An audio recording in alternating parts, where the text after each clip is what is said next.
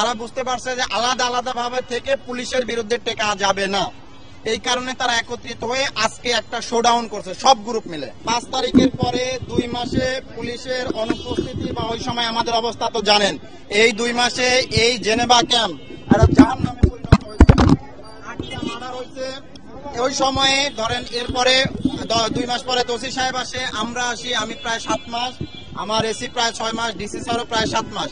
এই গত 10 মাসে আমাদের প্রতিনিয়ত অভিযান, দিনে অভিযান, রাতে অভিযান, একদম শেষ রাতে অভিযান।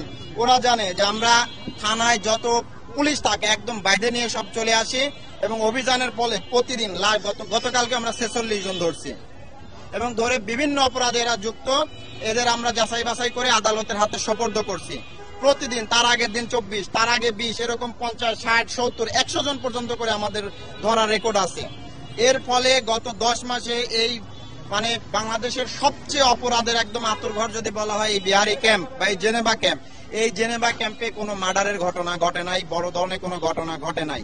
এদের যে কয়েকটা গ্রুপ আছে, ধরেন বুনিয়া সোহেলের গ্রুপ, সোয়া সেলিমের গ্রুপ, পিচ্চি রাজার গ্রুপ, এরপরে সান্নুর গ্রুপ, আরেকটা ছিল সৈয়দপুরিয়া বাবুর গ্রুপ। প্রত্যেকটা গ্রুপে ধরেন 80% শক্তি, 80% সামর্থ্য, 80% লোককে আমরা ধরে আদালতে সোপর্দ করছি। এদের একদম শেষ পর্যায়ে চলে আসছিল। আমাদের ইনফরমেশন হলো যারা শেষ সময় এসে তাদের মৃতপ্রায় অবস্থায় এরা সবাই একত্রিত হয়ে গেছে। তারা বুঝতে পারছে যে আলাদা আলাদা ভাবে থেকে পুলিশের বিরুদ্ধে টেকা যাবে না। আরেকটা মজার বিষয় দেখেন, এই শুধু বুনিয়া সোহেলের বিরুদ্ধে 37টা মামলা, সে জামিনে আছে। 37টা মামলা আমরা কিন্তু তাকে বারবার আদালতে ধরা হয়েছে, বিভিন্ন মামলায় সে গ্রেফতার ছিল। এরকম প্রত্যেকেই এখানে আমাদের পুলিশের হাতে ধরা পড়ছে। আমরা বারবার বলেছি যে এই শুধু জেনেভা ক্যাম্পে না, মোহাম্মদপুরে অপরাধের সাথে যুক্ত এমন কেউ নাই যে পুলিশের হাতে কখনো গ্রেফতার হয় নাই।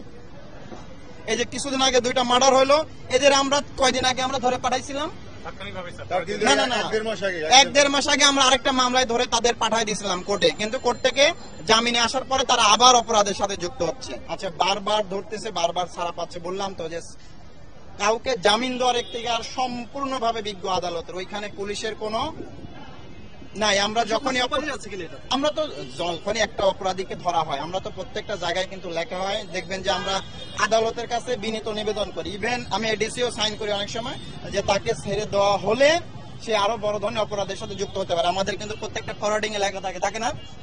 আমাদের প্রত্যেকটা এসআই কে জিজ্ঞাসা করেন, আমরা ওই আসামির অপরাধের মাত্রা, তার অতীত, বর্তমান বা তার চিন্তা করে আমরা লিখে দিই যে তাকে যাতে না ছাড়াও। এখন বিজ্ঞ আদালত যেটা উত্তম মনে করেন সেটা সিদ্ধান্ত নেয়, এই বিষয়ে আমরা কোনো উত্তর দিব না।